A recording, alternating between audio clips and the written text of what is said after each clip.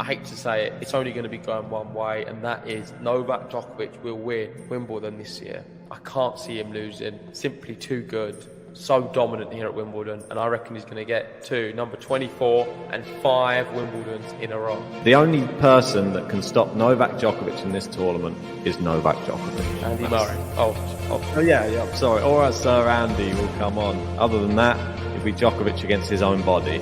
Can he keep his body fit for the whole 2 weeks? If he can, probably name on the trophy. She has the easiest draw out of everyone. And I feel that Iga will win Wimbledon. She had a practice tournament this time. She didn't have one last year. She probably learned from her mistake. I'm going to be going for Donovekic, the one with the 17th easiest draw according to AI. And I'm going to be having Donovekic winning Wimbledon 2023. I would love to see Novak Djokovic take home his 24th Grand Slam title this year at Wimbledon. And I would like to see Sabalenka win as well. Sebastian Korda claiming his first Grand Slam title. On the women's side, I'm going past the Pinko. Kicking off on the men's side, Novak Djokovic will have as many Grand Slams as there are hours in the day. And on the women's side, I'm going with Ons Jabeur. She's going to be your women's champion. Let's go! Another big win for Novak Djokovic in the men's singles. And for the women's, I think Ons Jabeur is going to make us very happy, and she's going to take the women's Wimbledon title. Djokovic's dreams of a calendar slam are going to be shattered again. And it's the little Spaniard that's going to do it. Carlos Alcaraz will win Wimbledon.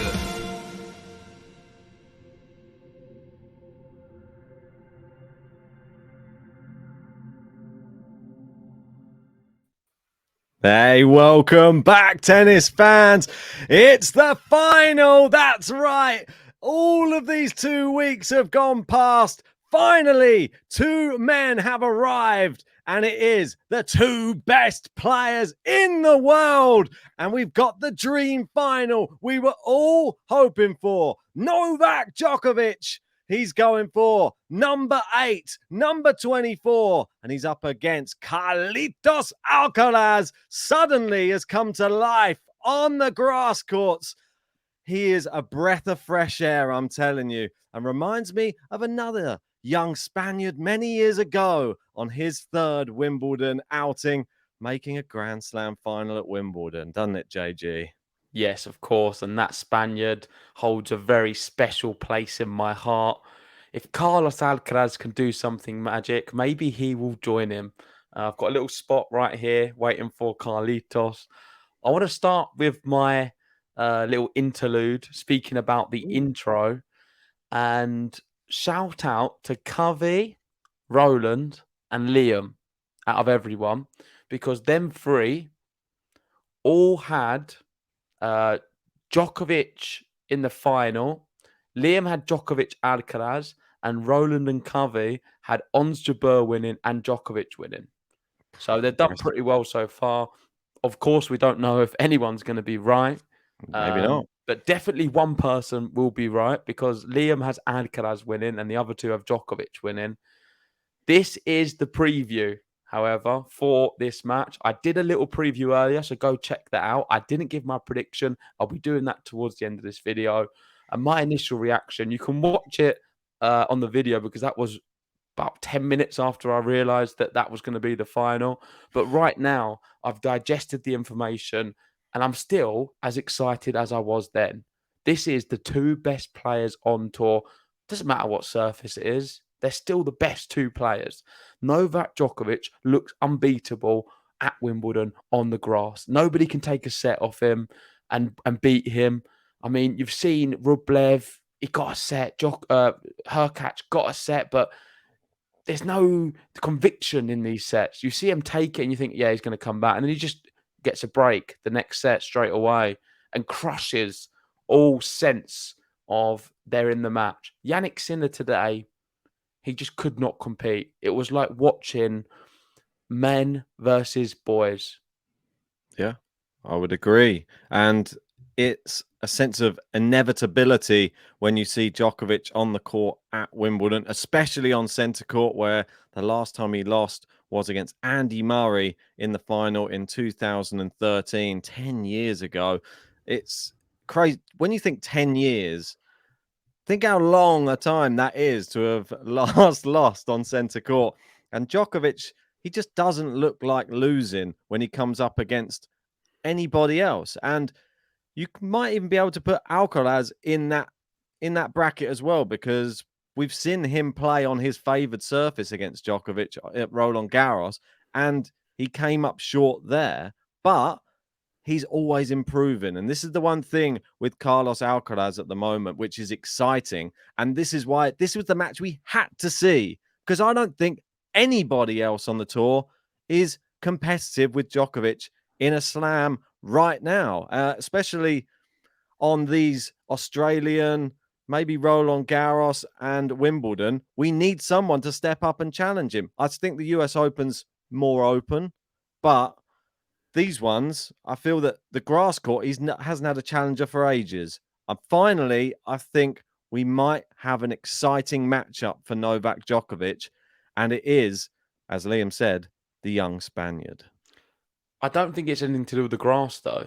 No. I feel it's just because Carlos Alcaraz is simply that good. I Getting don't feel better. like he's become a grass court player now.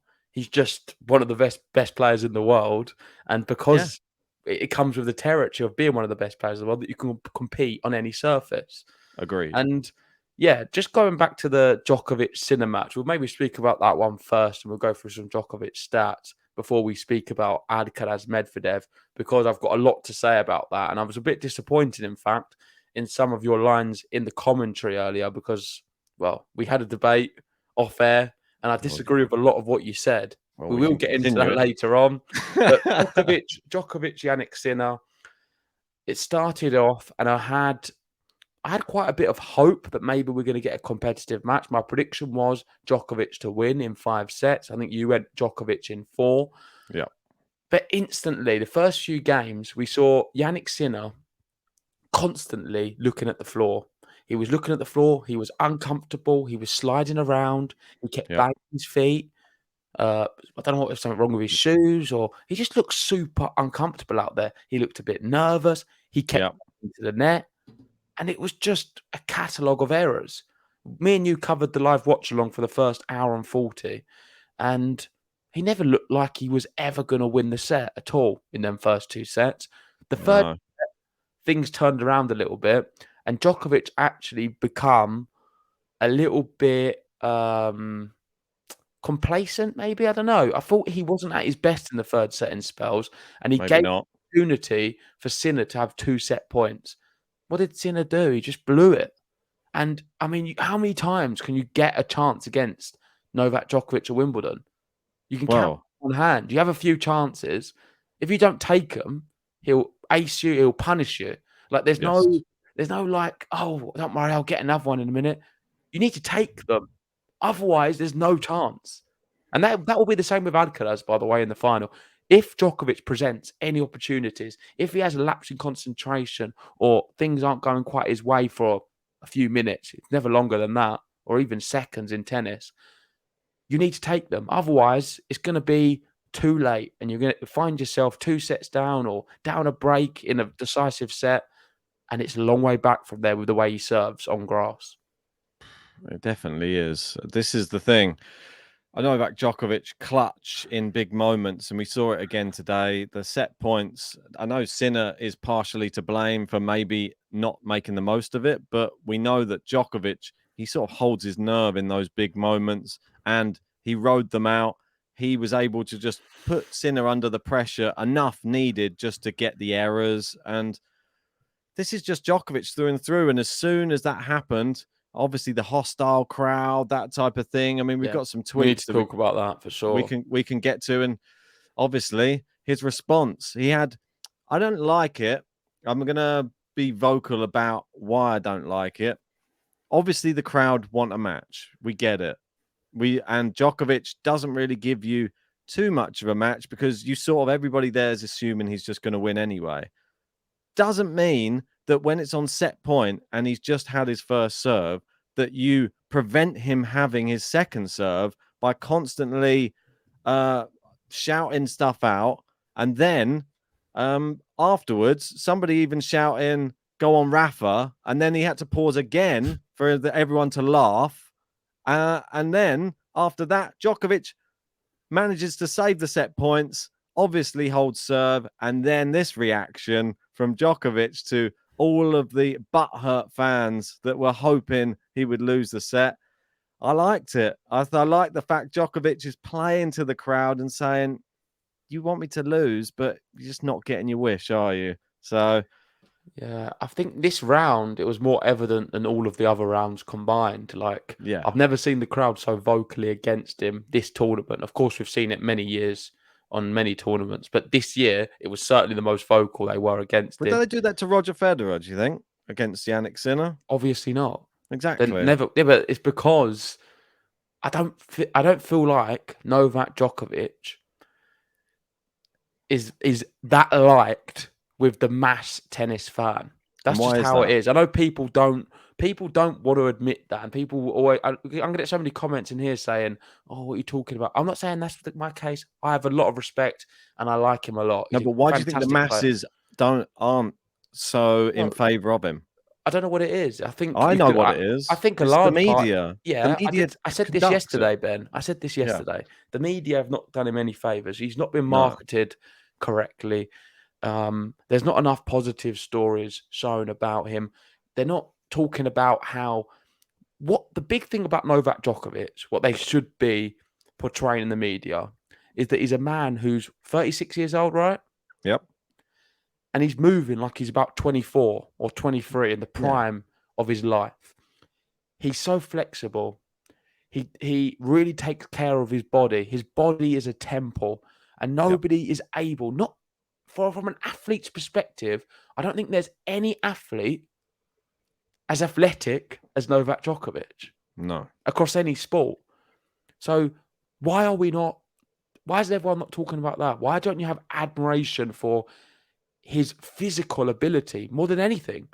Even if you don't want to talk about his mental side, which is clearly the strongest on tour by some distance, from a physical standpoint, there's no one you can compare him against. And I feel that is where we're really losing out as a world, as a collective tennis fans, because that is where we need to be really encouraging him. However, he's not been portrayed like that, and he's not always the most popular in Grand Slams. Certainly at Wimbledon. Wimbledon's a big one. I've seen him so many times getting booed and not liked. If Rafa was playing, if Federer was playing, there would be 85% of the crowd favouring them over him. Always. And that's just the way it is. But that's exactly it. There should be programs that are dedicated to analyzing Novak Djokovic and his body. I feel like that's how crazy that what he has achieved at this age. And why is there not more spoken about it? Because for me, somebody playing at that age in any sport and playing, it's not even just saying like, oh, it's like saying some football players like, oh, they played to the age of 40. Oh, yeah, but he had to stop playing down the wing and he went into a defensive midfield role or something like Ryan Giggs. Yeah. No, he's playing better than anybody. It's like saying... and with all the technology as well, the rackets, the balls are coming back faster. Kids of today are supposedly stronger. I don't know if that's even true based off what I've seen. But he's defying odds. And I think the most impressive thing, forget the age at all, really, is that time after time, we see tennis players and they go for a few rounds in a Grand Slam. And if they've had a long match in the round before, we say, oh, they probably went out because they're a bit fatigued. Or you can see them like a bit tired. Eubanks was a bit suffering after all the things. He goes every single Grand Slam to the end. And you can never, ever say, oh, he just ran out of energy. Because he just doesn't ever. And that is the biggest reason he's able to do that, is because he clearly takes care of his body better than anyone else. I want to try and put it into like a perspective. This is like saying, I try and think of like one of the greats. This is like saying Lionel Messi, let's say Lionel Messi plays at the top of his game.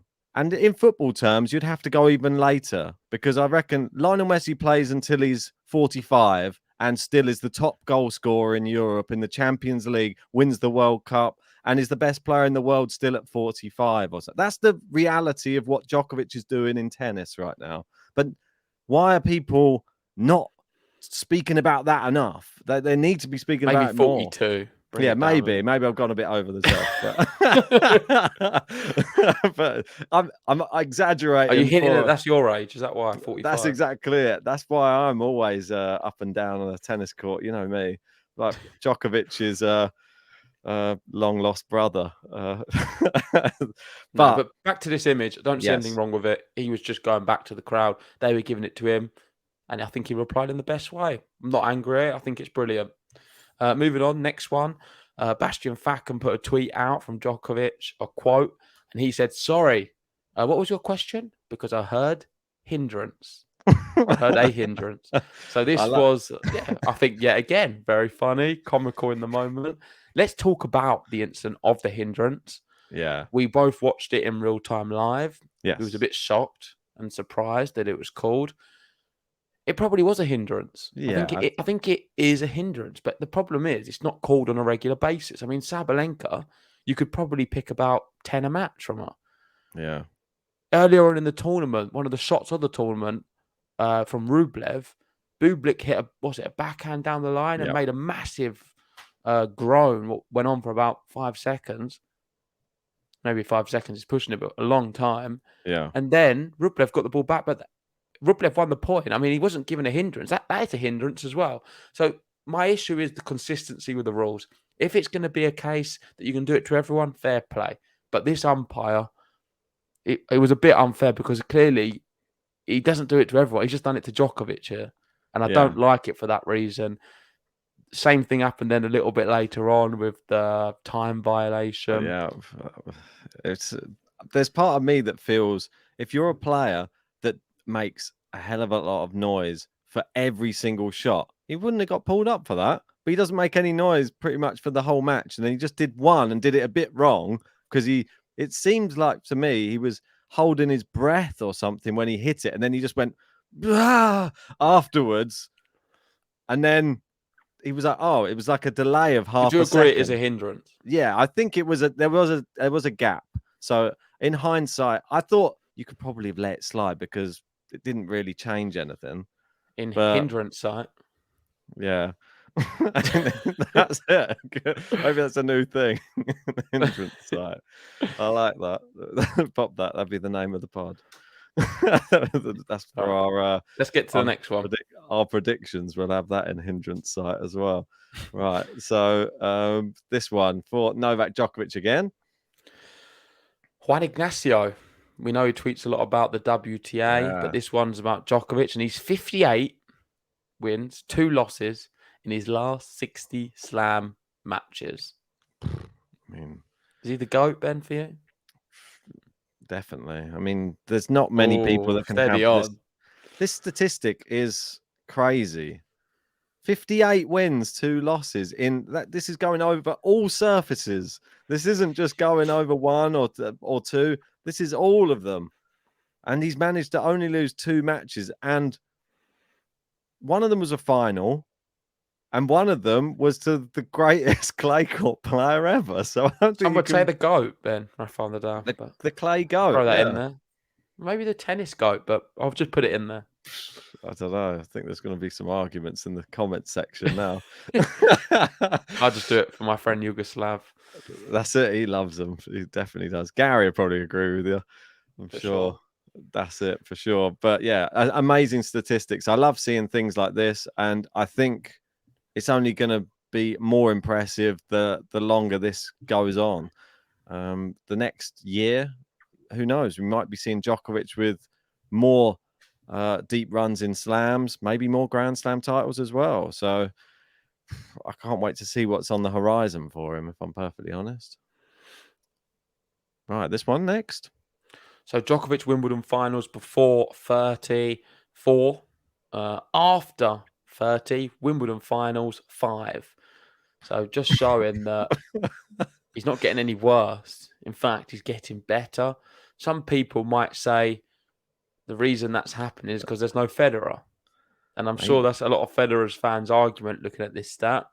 And it's a valid one. But then you look at maybe the other slams, where I guess still no Federer, but he wasn't as dominant as he was at Wimbledon. and he's still doing it there as well. So I don't even really want to read into the fact that Federer's not here now. I think it is a case of Djokovic has hit his peak and then maintained the level and at times surpassed it. I don't think the level of Djokovic we've seen the last sort of 5 years or so has been not his peak tennis. I think it's hard to say it's not been because he's just been sublime.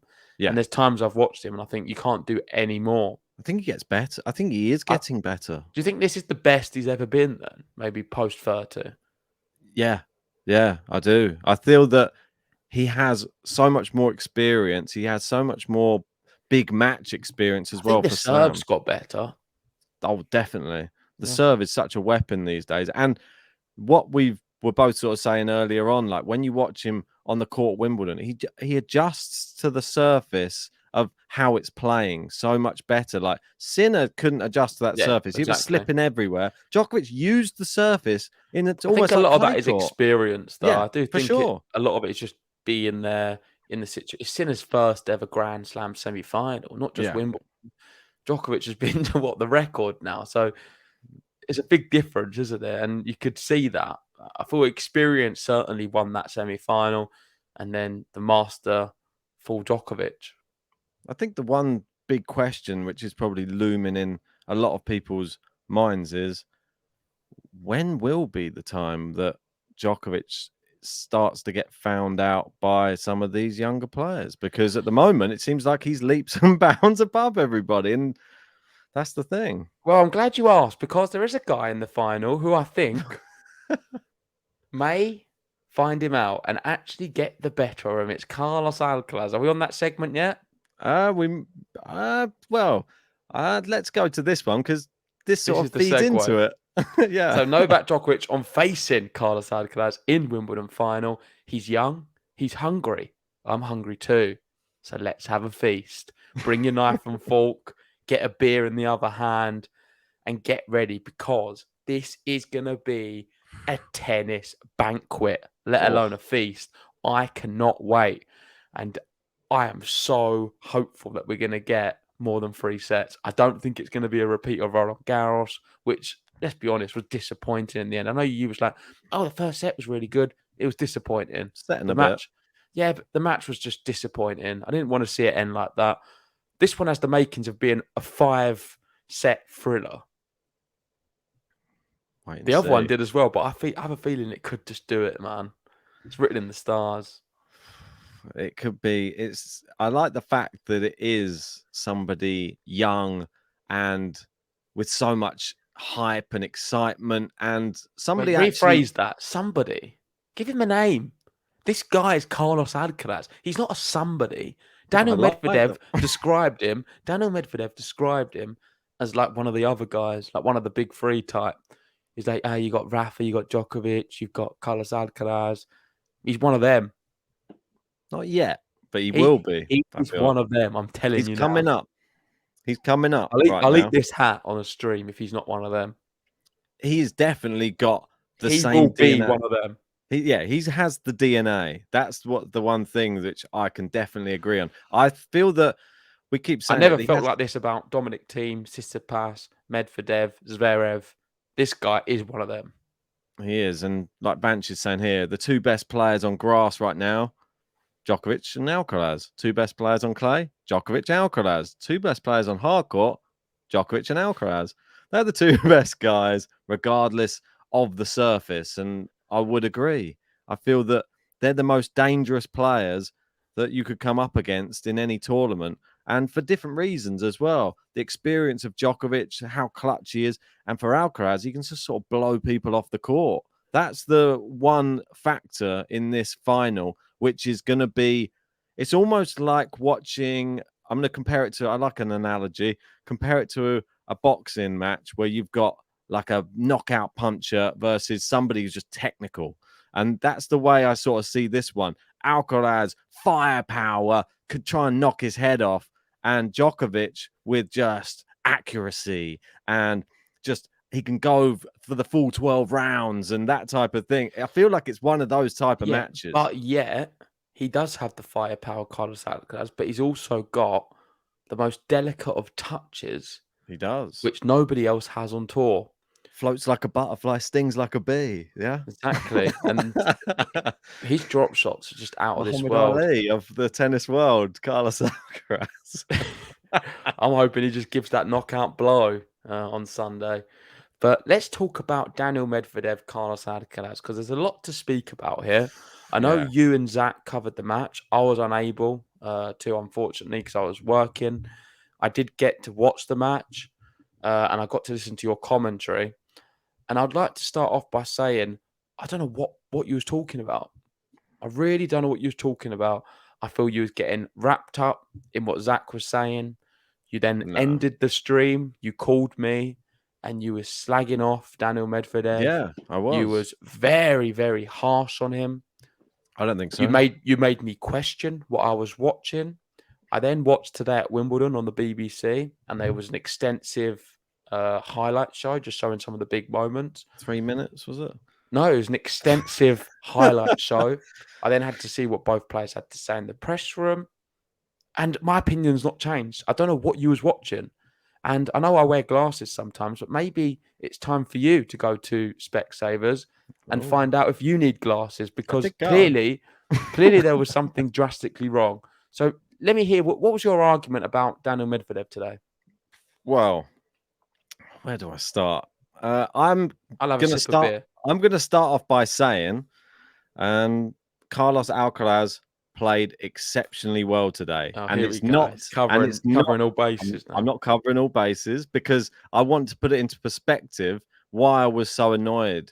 I feel that you're looking at the match and looking at how well he's playing, but I'm looking at the match, seeing him hitting amazing shots, but also seeing somebody who I rate as one of the best returners in the game, one of the best players on tour, not playing to his potential in Daniel Medvedev. And today he didn't turn up. That's my personal opinion. I feel that Alcaraz played brilliantly, but Medvedev did not make it competitive. He didn't make adjustments to the same problem he had throughout the whole match, which was standing 6 meters behind the baseline, and it didn't work for the first 2 sets. So why did he still think it was going to keep working for the whole of the third set as well?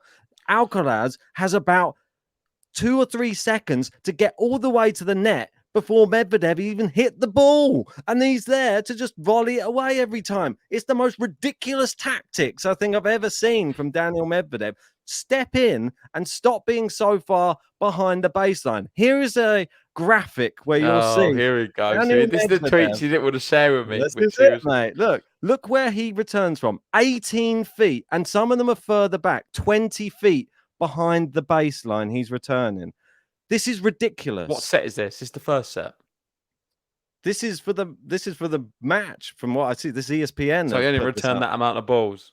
Well, whatever it is, this is where he's returning from. So you've got an image you don't know the information for. Well, anyway, you can see where he's returning from. This didn't change throughout the match. And if you were watching the whole match, then you would have seen it. And it did change. It didn't change. It did change because the first set, he was drastically miles behind the baseline, and he was getting exploited with more drop shots than I've ever seen before. Alcaraz was literally toying with him, and there was a time when he hit, I think it was 3 drop shots in a row to clinch the game, and Medvedev still wasn't making any adjustments.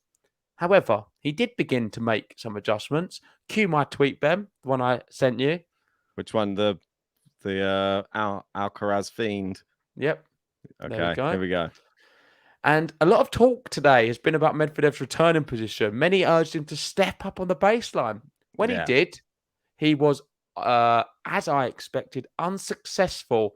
He returned 0% of it, 0 and 7. Here's every single time he stepped up to return Carlos's serve. This is a video we can't show you, but you can search for that tweet on Twitter and watch it in full. He did it 7 times, Ben, and every single one fouled when he come in towards the baseline. And the reason I felt he had to be so far back is because he was playing the world number 1, who is in inspired form, who's crushing the ball right now, and he couldn't afford to play that close to the baseline because he would be swept away like everyone else.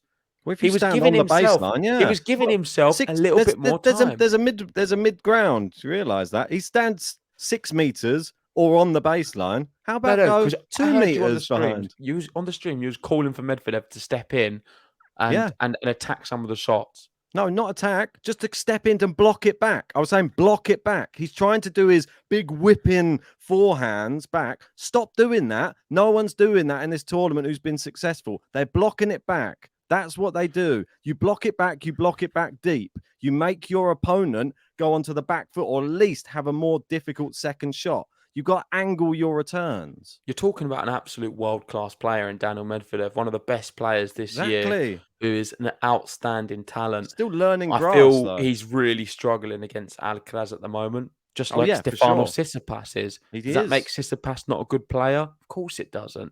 Tsitsipas, does he look like he's ever going to beat Alcaraz? No. Does Medvedev look like he is at the moment? No. But he's going to have to find a way to do it. Well, Medvedev's first serve today was only at 59%. That's not good enough. You're not going to win on the grass court with his attributes without a good first serve. I'm not here saying Medvedev had played a great match. I'm not saying that by no means. I thought he was very average and Alcaraz was extremely high level. Oh, but for you to come out, for you to say like, oh, he was terrible today, he was just, I don't really agree. I thought he just got blew away by a fantastic player. And in the third set, in fact, he showed a lot of fight to come back from 3-love down. He forced it back. Granted, he then got broken again, but it was Alcaraz playing with so much freedom. You saw it on match point. I mean, out of all of the match points we've seen this year at Wimbledon, you could probably say the Alcaraz match point against Medvedev was the best one of the tournament on match point. It was great. I loved it. Highlighted everything about him: the short balls, the long balls, the running, the movement. He moves so well. Yeah, it's Medvedev, amazing. he moves ridiculously well for someone of his height. But then when you see him against Alcaraz, it makes him look like someone who's just a bit static. He doesn't have enough power as well to play Alcaraz. I feel that that's the one thing he lacks when he plays Alcaraz. It's because of the wind up, because of all of the technique. Medvedev's style actually plays very well against a lot of players on tour. Yeah, but I don't think it's amazing against someone like an Alcaraz. And he needs to find a way to suit him because the matchup of Medvedev-Alcaraz at the moment is so lopsided. You could probably make a case it's more lopsided than Tsitsipas-Alcaraz. Possibly, yeah. Yeah. Insane. However, Djokovic-Alcaraz, that matchup, honestly has the making to be one of the best we've ever seen. Yes. It really does. It gives shades of Rafael Nadal versus Djokovic. I think that is the greatest matchup ever. Rafael Nadal, Djokovic. I wouldn't even include Federer in there. Of course, he's had fantastic matches, but them two together, that's when I've seen some of the best stuff. I think Alcaraz has an ability to maybe go close to. And here we go, right on cue. Bastian Fakin, 2006, 20-year-old Rafael Nadal of Spain made his third Wimbledon appearance, reaching a maiden final versus 3-time defending champion Roger Federer. Wind on, how many years? 17 years? And 20-year-old Carlos Alcaraz of Spain, making his third Wimbledon appearance, reaches a maiden final versus 4-time defending champion Novak Djokovic. Do we need to say any more, Ben? Yeah, I mean, it's just the parallels of it's been happening the whole time, by the way. They're trying to escape it, aren't they?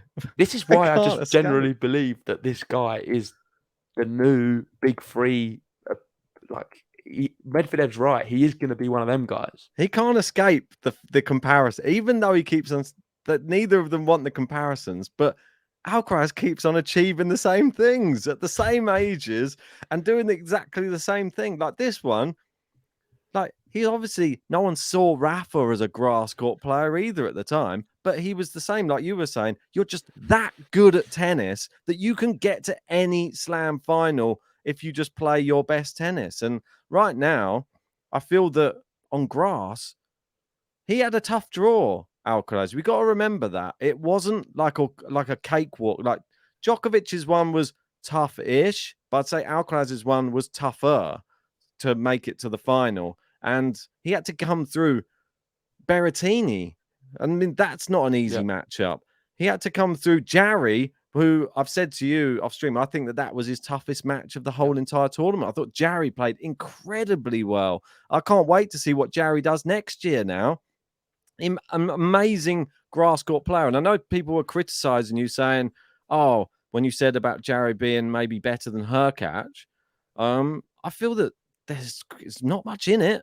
I'm not going to lie. No. I feel that it's pretty close. Jarry's very good at the moment. That's all I was getting at. I don't know if he's better than Hurkacz, but it's just like I know I said that, but that's just the way he is at the moment. Like, he's in a really good spot of form. He's serving well, and he has the ability to learn to play on the grass. Watch out for the clay as well. He's a serious player, Jarry. He's got the ability to be a top 10 the way he's playing at the moment.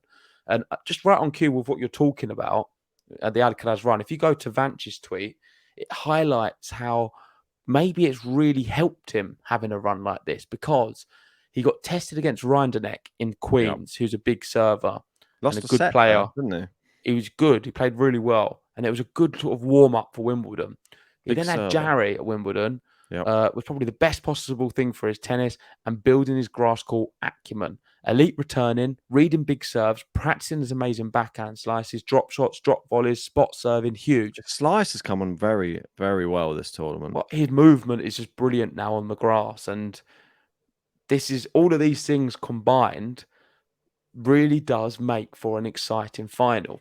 The only problem I have about all of this is what happened at Roland Garros worried me, because I didn't think it took me by surprise. Yeah. And I was speaking to my dad about it actually at the dinner table today. And he said what happens a lot in cycling, because he really enjoys cycling, the Tour de France, Tour d'Italia. There's many times you have some of the best cyclists in the world and they get to a certain stage and they can't cycle anymore. And it's really crushing them. I mean, their legs don't move. The bike doesn't move at all, because you get to a situation where the cramps or the lack of salt, I'm not sure the exact terminology, what causes it, but there's a word in Italian which he used, which I don't even remember now. But it happens where you just literally run out of steam and the tension, the pressure of the occasion gets to you and you can't move. That's what happened to Carlos Alcaraz quite clearly at Roland Garros. Has he now conditioned his body and prepared mentally to avoid the cramping and tension to creep in again here? We'll have to wait and see, because I don't think you can judge any of the other matches because he's not played Djokovic, and it's only ever going to come on if he plays Novak Djokovic, because there's only one of him and he is something special. So we'll have to wait and see whether that's going to rear its ugly head again. If it doesn't, and maybe this tweet's perfect for it, because he's had a really good preparation and he seems like physically everything's going great. And after the match and the post-match interview on court, I did tweet it out. He said how he feels. I'll have to maybe just read it out because I don't remember it exactly. Yeah, I think I remember seeing you tweet it out as well. So he said, fighting talk, that's what I wrote, fighting talk from Alcaraz. There's no time to be afraid. There's no time to be tired. That for me, when he said it, I screamed. I was like, come on, let's do it. It gave me goosebumps. I was just so gassed and like, Carlos can do this. Come on. There it is. Right. So fighting talk. There's no time to be afraid. There is no time to be tired. Well, there was one thing I was thinking, though, in that match against Medvedev as well. There was one phrase which, I don't know, it kept ringing through my head, but I didn't get a chance to say it. And I thought I'll save it for this, which is, cometh the hour, cometh the man. And I feel that this is the thing for Carlos Alcaraz right now. Like, this is a big opportunity for him. And he is the only person, like the only man enough person to take on Djokovic right now. Nobody else. I don't care who you're going to throw in there. Daniel Medvedev can compete with Djokovic. Not at Wimbledon. Maybe we don't know. Not after that performance. No. He wasn't terrible, Ben. He wasn't great. No, he would. If he played like he did today, he would have lost against Djokovic. I would have rather have swapped the opponents. So we had Sinner versus Alcaraz and Medvedev versus Djokovic. We might have had 2 5-setters. Who knows? But there's no guarantee. We might have still had 2 3-setters the way these two are playing. This is the problem. They're the best 2 players. So I'm happy that's the final we've got. I agree with you on that. Exactly right. So let's move on to this one. This one was just a statistical one, which talking about Alcaraz. Oh, you And love them, didn't you? well, this one, him and Medvedev were the only two players to have won over 40 matches this year, which was incredible in itself. But Alcaraz, quite clearly remarkable. He's played 50 matches, won 46, didn't play Australian Open or Monte Carlo, and he's on track to have one of the best win percentages seasons in the Open era if he keeps this up. 92% win rate. It's just unreal. It's frightening, man. He's that It's good. frightening, and he's world number one for a reason. Yep. And that's why I didn't see the Djokovic loss at Roland Garros. I didn't see it coming in the way it did. Of course, it's normal to lose against Djokovic, but I didn't expect it to happen like that. No. Yeah, I've said so much already. I don't really know where to go next with this. You can tell I'm excited. I think he can turn a corner. He's clearly been just phenomenal this year. Oh, amazing. And I just hope that he can keep calm in pressure situations, play his tennis, which we know and love. And then if he loses, he loses. But that's all I really want. Selfishly, that's all because who am I to say what I want from someone? He's his own man and his own player, and he's got his own career ahead of him. But as a tennis fan, if he can just get through this match and he can leave saying, you know what, I've given my all, my body didn't give up. I was able to go toe to toe and produce some of my best tennis. Then and if he loses, don't mind. I'm more than happy with that. That's all I want. Might have been the best thing that happened to him, that Roland Garros thing. They say in life, yeah, you learn more from your losses than you true, do from your wins. So he would have learned a lot about his body in that match against Djokovic. That's and true, now he makes the adjustments. His team looked at that and probably thought, what did we do wrong there? How do we correct that? Wimbledon's not going to be the same as Roland Garros. You're not going to have a 4 or 5 hour, well, maybe. You're not probably going to have as long as sets. The rallies aren't going to be as long. It's a quick points there. It's on grass. It's faster. So I feel that the points are shorter. You're not going to get drawn into those grueling long rallies like you have on the clay court.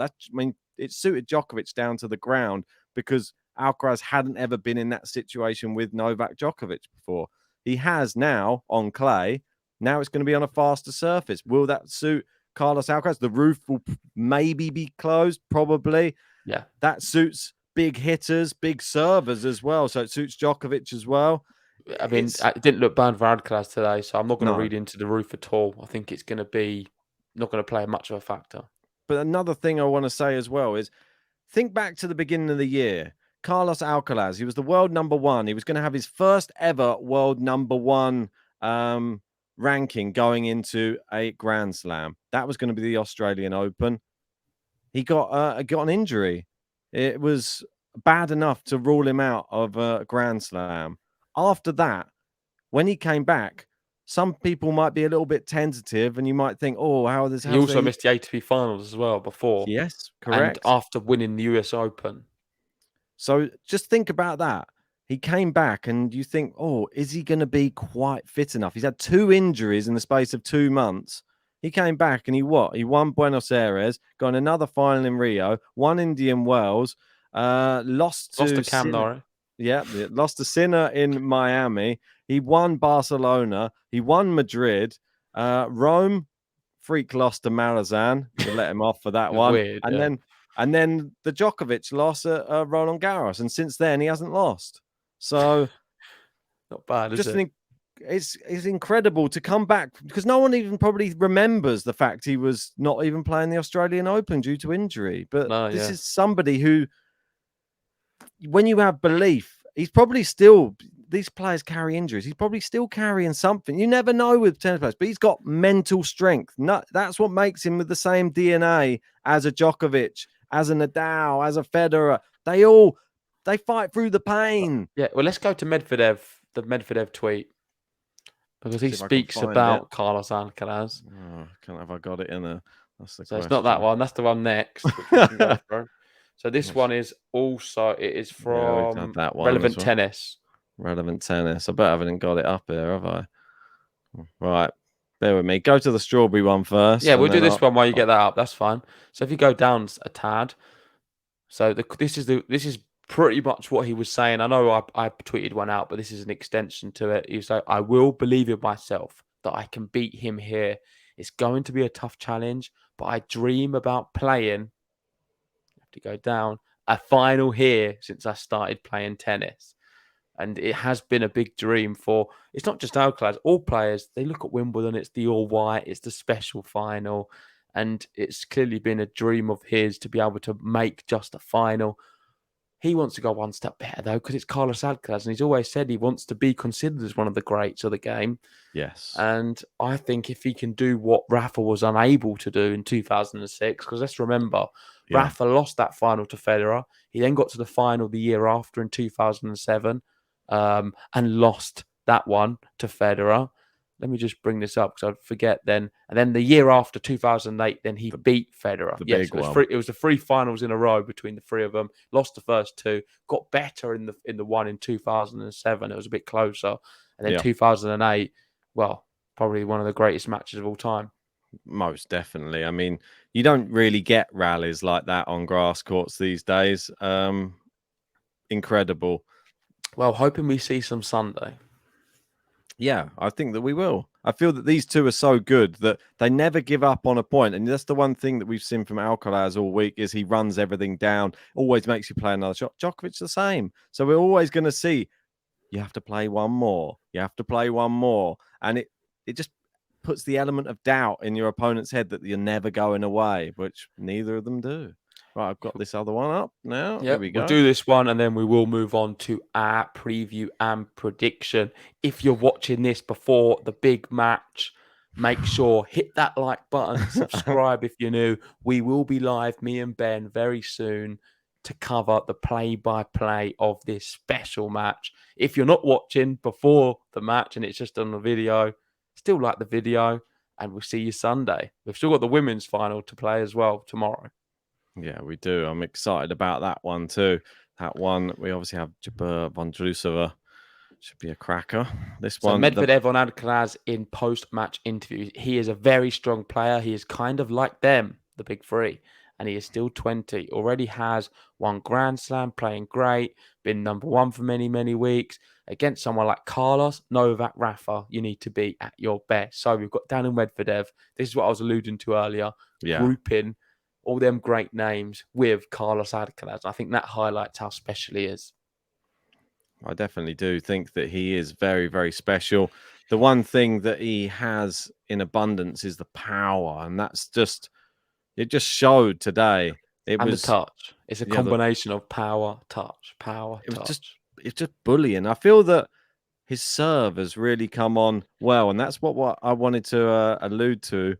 Maybe last year when we were at Wimbledon, remember, Carlos Alcaraz had to answer his first question of the whole tournament, and his serves come on leaps and bounds since that tournament. Do you remember what that question was, and so who asked it? Yeah, I'm glad you brought it up because for those who don't know, I officially asked Carlos Alcaraz his first ever question at Wimbledon. Was it his first ever one? At that year, because it was the year before. But the first ever question that year, so I can't say ever, first question that year at Wimbledon. It was before the tournament began. It was in the warm-up days before when he was on the practice courts. There's a little press conference. I got in and I asked him about his serve. Do you remember what it was? Yeah, it was like to do with his kick serve, I believe. Something about the kick serve. Yeah. I don't know. And it's come on leaps and bounds his kick serve since that date. So I thought you might want to take a look. Are you going to get into mouth as I said it? I was like, are you going to get maybe into the Alcaraz box? I heard they're looking for somebody else to just help improve some of his parts of his game. Maybe I'll go in and I'll go to the Medvedev camp and maybe help him with his return of serve on grass. No, we can't. Listen, we're good on here. We can't help anyone. But one thing we can do is give some predictions. So let's get the graphic up. Lesser Medvedev, he's gone.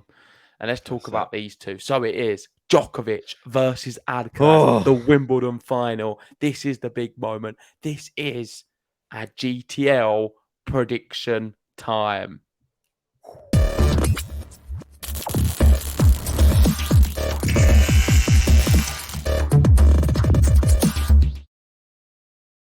So they played in the last slam. Djokovic crushed Alcaraz in straight sets. Alcaraz's body gave up on him. This is time for revenge. He's going to do it for Rafael Nadal. He's going to do what Rafa was unable to do against Roger Federer in 2006 in his first slam or Wimbledon final at the age of 20 years old. The parallels are there, but this one's going to be different because Djokovic is going to lose. And Carlos Alcaraz is going to beat Novak Djokovic in this Wimbledon final. He's going to stop number 5 in a row from Djokovic. He's not lost on the court from 2013, but he is going to lose in 2023. And I believe the sets are going to go just like this. Carlos Alcaraz comes out quick. He takes the first set, 6-4. Djokovic comes back, wins the second in a tie-break, very close. Third set, Carlos Alcaraz takes the third, 7-5. If this actually happens, I mean, it'd be mad. Bet on. Fourth set, Novak Djokovic is going to be up a double break. Carlos Alcaraz is going to come back into it, and then everyone's going to think he's going to close it out, and he doesn't. It goes tie break, and he ends the tie break record and beats Novak, because Djokovic, we know, the king of the tie breaks. Alcaraz is going to win this slam by beating Djokovic in a tie break, and it's not going to be in a fifth set. It's going to be in a fourth. I've got Carlos Alcaraz to win in 4 sets. Vamos! Come on!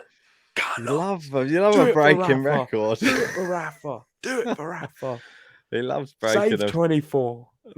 Stop saving things. Right. Well, that's his one. Oh, right. Now on to the real business. If you've been following this podcast throughout this tournament, you know if you want to come to a prediction, you know to come to me. Right. Let's get the proper prediction in. Are you sitting comfortably? Then I'll begin. Right. So I actually quite like the way that you started it, because I feel it's going to probably be similar to what you said. I feel Alcaraz starts fast and he will come out and he will win the first set. I'm unsure. Djokovic always seems to serve first, though, in every match. I don't know how he does it, but I think he'll be serving first. He'll lose the first set 6-4, I think. Second set, I think I agree with you. I think it'll be a Djokovic tiebreak in the second set. Third set, I think it's going to be Carlos Alcaraz. And I think that this one will be maybe slightly more comfortable. I think it might be like a 6-2 Alcaraz in the third set. Djokovic wins the next set. This will be just like a single break of serve. It may be like a 6-4, something like that. And then we go into the fifth, the big one. Everybody is... We're already how many hours on the clock? 3.5 hours in by now. Everybody, they're pulling their hair out. People haven't gone to the toilet for ages. They don't want to miss anything inside the stands. This last set, it's nip and tuck. Like, it's going serve for serve. Then we get a break of serve each, and they break. The other breaks back, and we go all the way down. Who breaks first? I think Alcaraz breaks first, but then the crowd are going crazy. Yeah, the crowd, and people are on their feet. There's Spanish flags being waved in the crowd. And then we can see Julie in the corner. She's going crazy, going, "Come on, Nole, we believe in you." Pappy G runs on the court and he's just stopped oil. This guy's taking his top up. No. But yeah, Djokovic, I believe, breaks back and then just takes over in the last part of the set and manages to clinch it. I think it's going to be a 6-4 final set. Novak Djokovic wins Wimbledon in 5 sets. One of the most epic ones we've seen since 2019. Finally, Djokovic had a worthy opponent in the final, But he still makes it number 8, number 24, and 5 straight Wimbledon titles. There we go. You've heard what GTL have to say. Let us know what you guys think in the comment section below, and make sure to join us for this match. There's going to be fireworks. There's going to be arguments. It's going to be me versus Ben, Djokovic versus Alcaraz, history on the line. Who's going to win? We'll have to wait and see Sunday, but I believe in the young Spaniard. I know before the tournament began, I went Novak Djokovic and I said Alcaraz doesn't have a chance in the final. That's before I saw some of his performances. And today didn't just fill me with hope. It gave me an excitement and a feeling inside I've not felt since Rafael Nadal won the Australian Open. I'm going to end on that one. Make sure, hit the like button, subscribe if you're new. And if you are watching before the match, we'll see you very soon. Idemo. Adios.